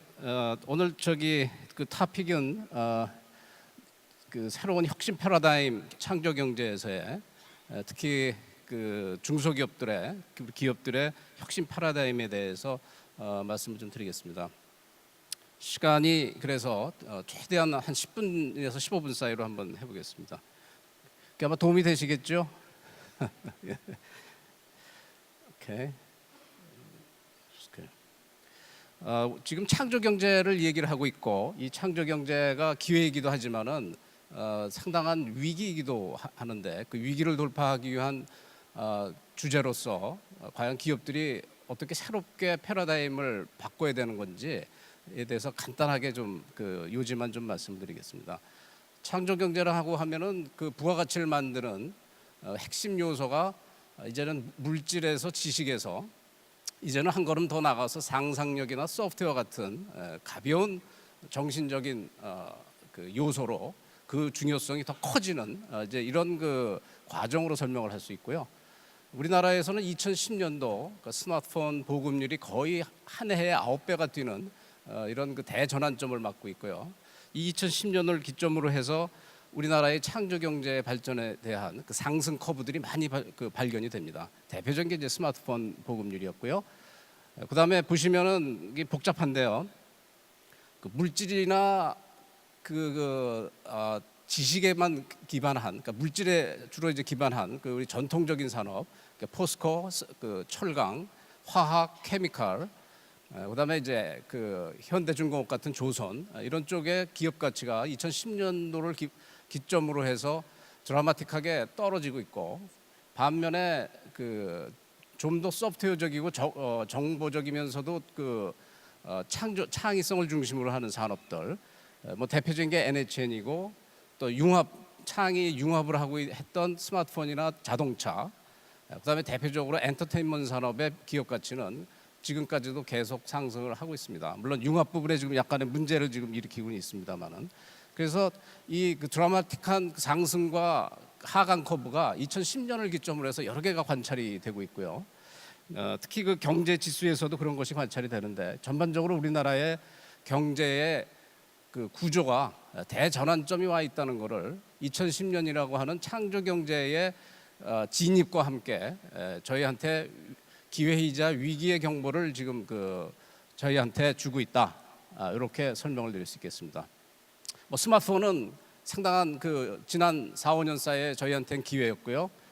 이런 그 한류 콘텐츠도 엄청난 저희의 그 브랜드를 올린 그런 대단한 기회였고, 또 여기 계신 대부분의 이노비즈 회사를 중심으로 한 스몰 하이텍 기업들의 대부분 융합 기술이죠. 융합 기술의 경쟁력이 지난 10년새 우리나라 정보화 시대를 이끌었다, 이렇게 해도 과언이 아니겠습니다.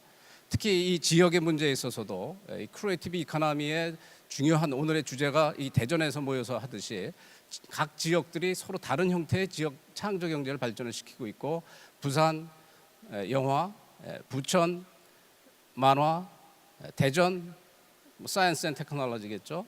그 저희 그 최근에 각 지역의 창조 경제 지수를 그 15개 시도를 조사한 걸 보면은 역시 수도권이 보통 기업 그 비수도권의 한 2배 정도 그 지수가 높은 거에 비해서 대전도 한 중간 이상은 되는데, 가장 지난 5년 동안의 창조 경제 지수가 가장 빠르게 상승했던 지역이 바로 대전이었습니다. 그래서 그 여러 가지 그 지표 상에 보면은 대전의 그 속도가 상당히 그 괄목할 만하게 제일 빠른 성장률을 보였다. 뭐 이렇게도 말씀을 드릴 수 있겠습니다.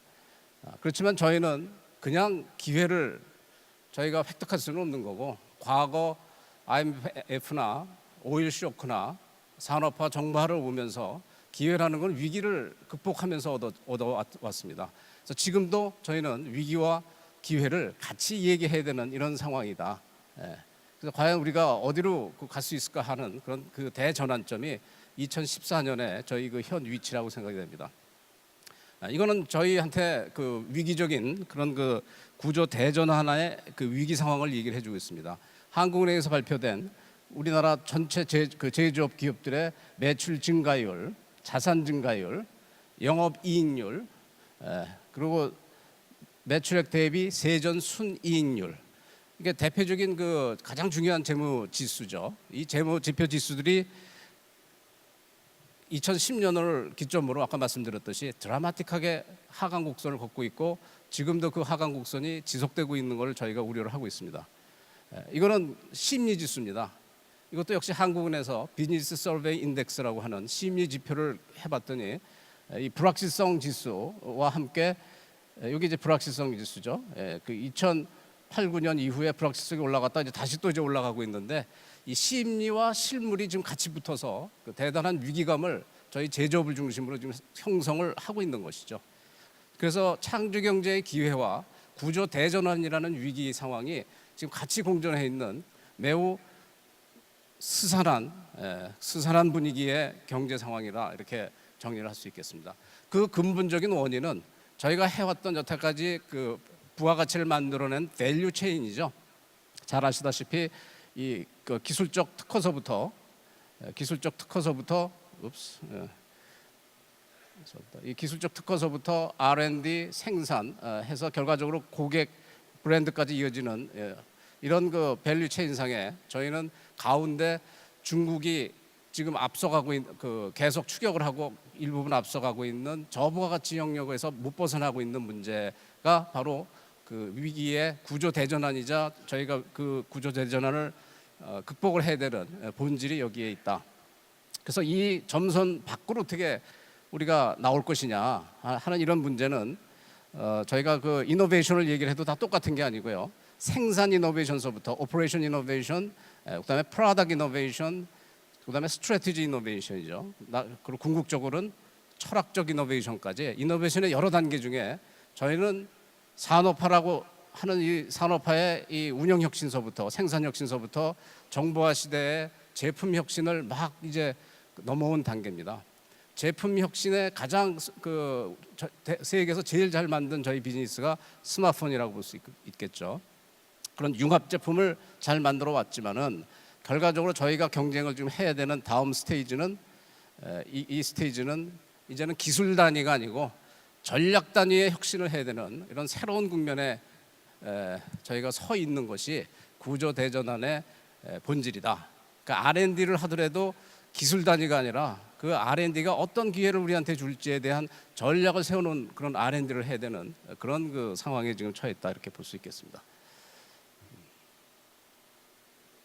그래서 그 이런 형태를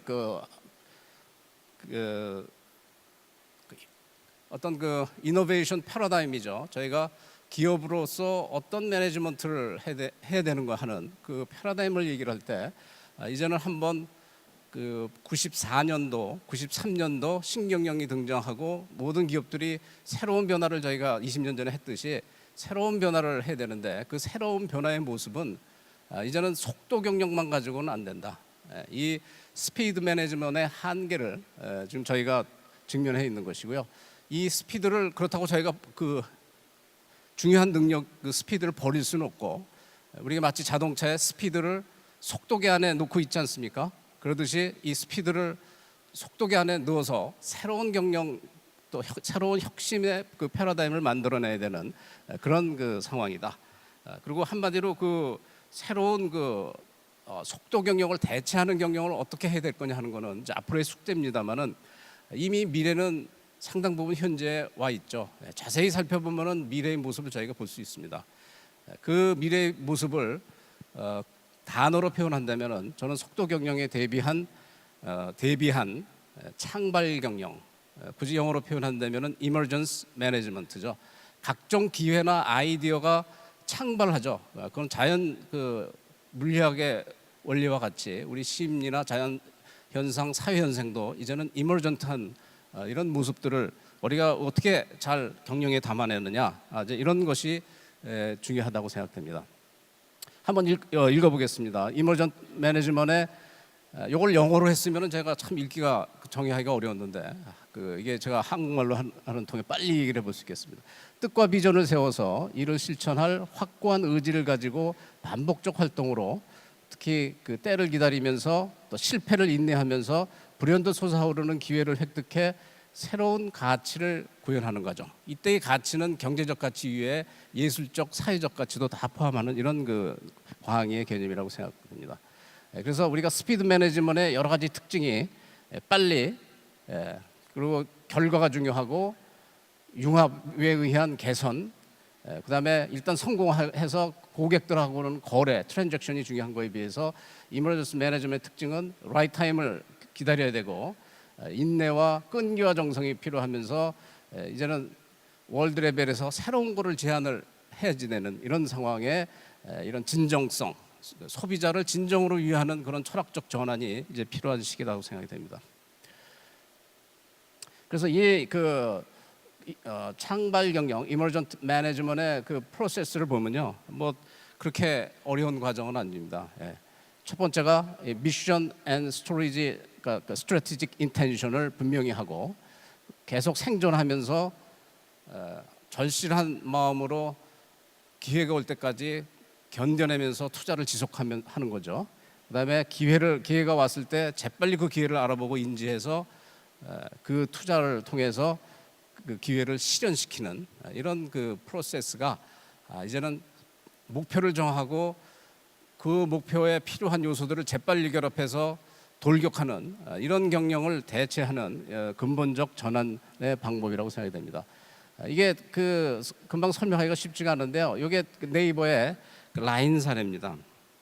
라인이 지금 몇 달 전만 해도 4억 5천만 명의 유저인데 지금 5억이 넘은 것 같아요. 5억 6천만 정도를 얘기를 하고 있는 것 같습니다만, 저희가 라인의 성공을 얘기를 하면은 보통 2011년에 후쿠시마 원전이 나와서 그때 SNS 서비스의 필요성을 느껴서 한 달 반 만에 서비스를 만들어 가지고 단박에 1억 명 이상의 유저를 확보한 신데렐라 같이 엄청나게 운이 좋고 우연한 성공을 한 이런 프로세스로 이해하기가 쉬운데요.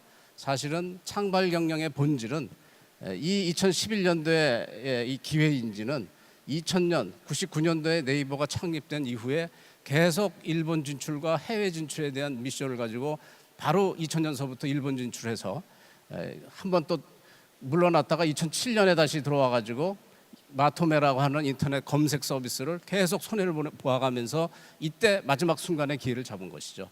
그러니까 시간적으로는 10년 이상이 걸렸고, 이때까지의 돈을 얼마나 소비했느냐, 이해진 의장하고 그 소프트뱅크의 문기혁 사장이 한번 사적으로 그 계산을 해봤더니 전반전에 2천억, 후반전에 2천억, 그다음에 첫눈이라는 회사 검색 서비스 인수하느라고 450억. 그래서 합이 4,500억이 들어간 그런 어마어마한 그 뒤에 투자와 시간이 있는 그런 경영을 했다. 이렇게 설명을 하는데, 그것이 바로 창발 경영의 대표 사례라고 볼 수 있겠습니다. 요거는 잘 알고 계신 SM 엔터테인먼트의 사례입니다. 이 회사의 비전 역시 마찬가지입니다. 처음 SM 엔터테인먼트의 시작이 그냥 음악을 해외에 파는 게 아니라 시스템적으로 팔고, 그다음에 궁극적으로는 최대 시장인 중국으로 가서 해외에 독자적인 SM 네이션을 만들겠다고 하는 비전을 10년 전서부터 가지고 있었습니다. 이 비전을 계속 구체화해 나가는 선순환의 프로세스를 만들어낸 거죠. 그 첫 번째가 HOT서부터 SES까지 들어가서 결과는 시원치 않았습니다. 근데 계속 거기에 그 성과를 얻어가면서 궁극적으로는 엑소라고 하는 사상 최대의 실적을 한 그 성과를 거두죠. 그리고 앞으로도 계속 이 프로세스는 선순환을 일으킬 것입니다. 이런 선순환의 과정은 우리가 보고 있는 스마트폰 같은 속도 경쟁의 치킨 게임하고는 다르죠. 이 창발 경영의 게임은 계속 선순환을 일으키는 것에 비해서 이런 스마트폰 같은 속도 경쟁은 궁극적으로 그 시장이 세츄레이션이 되고 그 시장이 결국은 없어질지 모른다는 그런 우려를 하게 되는 것이죠. 그래서 결론적으로 우리나라의 경영은, 우리나라의 성공 패러다임은 70년대 80년대에서부터 하면 된다 캔두 스피릿을 가지고 신바람 경영입니다. 영어로는 슈퍼 시너지라고 번역을 될지 모르겠습니다만, 이 신바람 경영으로 맨 땅에서 시작을 했다가 90년대 들어와서 융합 경영을 하기 시작하면서 이 빨리빨리를 체계화해서 이 스피드 경영을 저희가 성공을 시켰는데, 그 한계가 창조경제라는 새로운 경제 패러다임과 함께 새로운 구조 전환을 해지된다는 시대적 요구, 그거를 극복했을 땐 기회지만은 극복을 못했을 때는 대단한 위기인 그런 구조 전환기에 처해 있다. 이랬을 때 과연 성공의 키워드가 과거에는 스피드, 저희가 잘 아는 성공 DNA인데, 이거에 또 하나의 저희의 성공 유전인자를 찾아내는 게 영어로 표현하면 seeking이죠. seek our opportunity가 되겠습니다. 이 대목에서 그 생각나는 그 명언 중에 하나가 기회 없는 능력은 소용없다. Competency must be useless without opportunities. 이게 나폴레옹이 한 얘기라고 합니다. 저희가 스피드 메리트, 스피드 컴피턴스가 있지만은 such merit does not work without opportunities. 그래서 지금은 기회를 논할 때고 능력을 가지고 하나의 목표를 향해서 달려갔다가는 낭떠러지기가 앞에 기다리고 있는 그런 상황이 아닌가 이렇게 생각이 됩니다. 다행히 저희는 빨리빨리 하면 된다만 있는 게 아니고 은근과 끈기, 저희 단군 신화에 저희 나라의 그 신화 속에 나온 저희 어머니는 곰으로 비유한 웅녀로 알고 있습니다. 웅녀가 은근과 끈기로 100일 안에 사람이 태어난 그 스토리가 어떻게 보면은 저희가 그 혁신 패러다임을 만들어야 될 창발 경영의 한국인의 새로운 DNA가 되지 않을까 이렇게 기대를 하면서 좀 급하게나마 발표를 마치겠습니다. 감사합니다. Thank you so much. We have one keynote speech and followed by 4 panelists. I apologize very much to let you just squeeze your coffee break. It's 3:10. So to let you have a coffee break time, I just have 5 to 10 minutes to invite your question.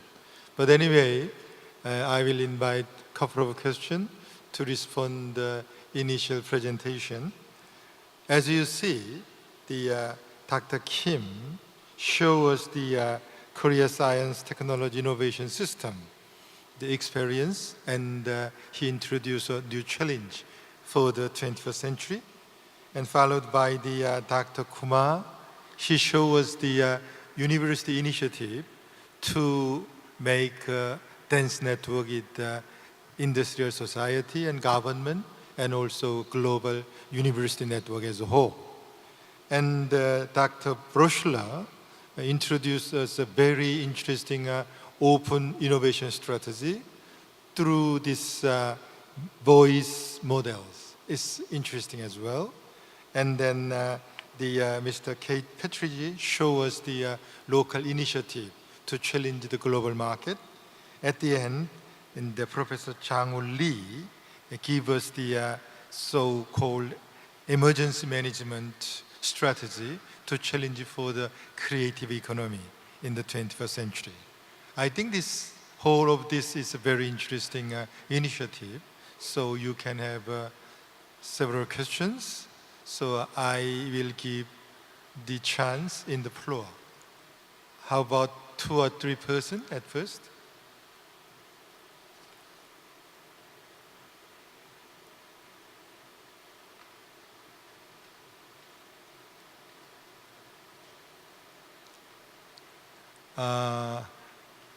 You are very hungry with the coffee break.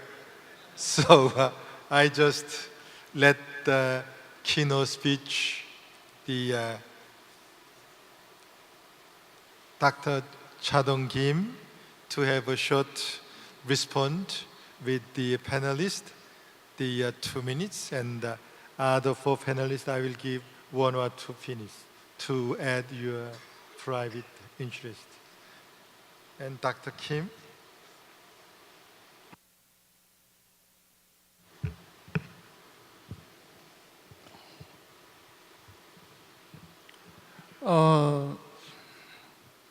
Actually, I didn't fully understand what they presented. I was very much interested in about the Nanyang Technical College is currently running the required course on entrepreneurship for all incoming undergraduate students. That it's very interesting because here in INNOPOLIS we are trying to support the entrepreneurial activity particularly providing a course for undergraduate students in universities here in this INNOPOLIS. So I'd like to, if I have some opportunity to know how you run your entrepreneurship course, how the curriculum is consists, I'm very much interested in that.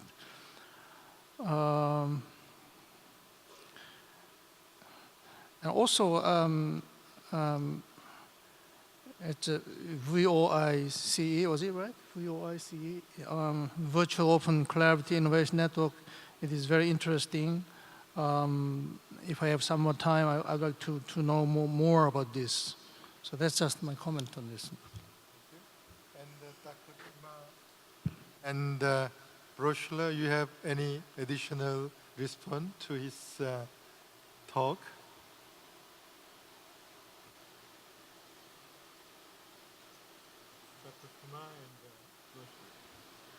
I think the presentations are all very interesting. The challenges in front of Korea are, as China comes behind, is always been a challenge most advanced countries have gone through. And so it's going to be interesting what the next stage is going to be of innovation and creativity. As was pointed out, emergence management is something very creative. And of course, the voice, opening up to crowd is now, the network society, as we call it, is now becoming alive. And the natural next step to open innovation is open incubation. And I totally agree with that concept. And very interesting for me to know more about that. Thank you. Hello? Okay, it works. I was very interested in the discussion about the manufacturing. I think we see now some trends. We see traditional industry that is still moving, it's still doing business. For example, if you see car manufacturing in Germany, it works very well. It introduces very well to the foreign markets. And then we have the new markets. The speed of innovation is very fast. In the manufacturing area, we have in the United States and also in Europe, we are really fighting to get manufacturing back to our countries. Why are we doing that? First of all, in order not to lose the contact to innovation. And on the other hand, we know that the manufacturing area is creating employment. So we have to tackle the employment problem. And there we have two different instruments. With the innovation cycle of products will, the speed discussion, yeah? It will be shorter, shorter, shorter. Yeah? So we have to do everything in order to reduce the cost. Yeah? And therefore we need some new instruments. And my instrument I was presenting was really to give an instrument for the policymakers and for those ones who are helping to create entrepreneurship to get new business done. And all the results out of the research that is heavily produced also in the growing countries and the new economies. Yeah. Thank you. And Mr. Patridge, you have any other comment on this innovation collaborators context?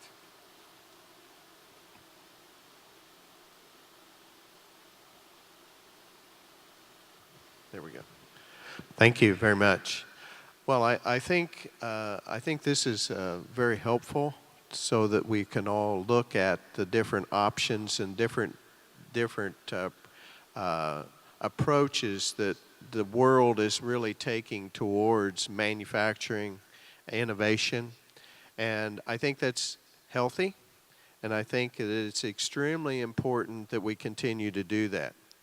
As an economic development organization, we're working with companies, and companies are very bottom line driven. They're interested in making money. If they're a publicly held company, they're focused on making or providing value for their shareholders. Otherwise, they'll be punished by the shareholders not wanting to buy their stock. And so because of that, we are really dealing with the baseline, I think, of where the company's coming from. They're looking at cost. They're looking at technology, innovation, because as was mentioned just a few minutes ago, the whole idea of technology and the speed with which technology is being obsoleted is such that for a company to remain profitable and to remain attractive for shareholders, you have to be in the marketplace with new technology all the time.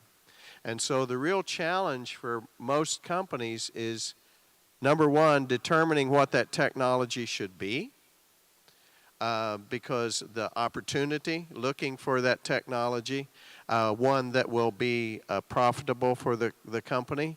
But it's also a matter of speed, because if you miss the opportunity, it won't come back again. And so I think this is very healthy for us to start looking at and bringing these ideas together. And I think out of that will come opportunity for all of us around the world. And as the world gets smaller, we're becoming more unified, and it really becomes more of a regional effort. So. And lastly, Professor Lee, have you any further comment on creative economy?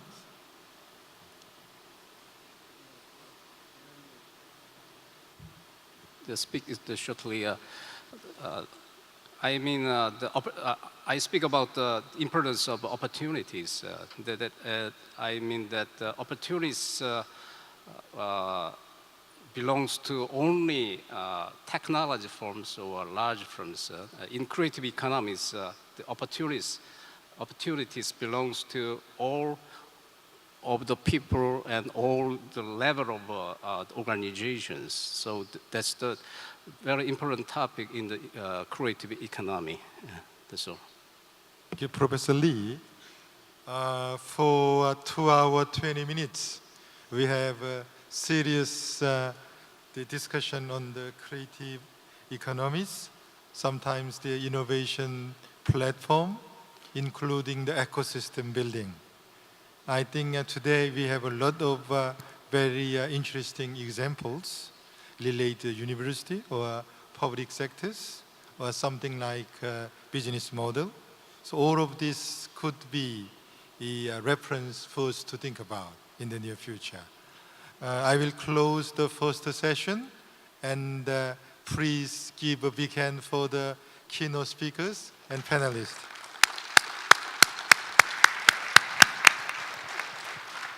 Thank you. 감사합니다. 여러분들의 열정적인 참여로 유익한 토론의 장이 이루어질 수 있었습니다. 뜨거운 박수로 플래너리 세션 1을 마치도록 하겠습니다. Ladies and gentlemen, thank you very much for your participation. And we had an ample discussion from panel speakers today. So let's wrap up this session with a big round of applause.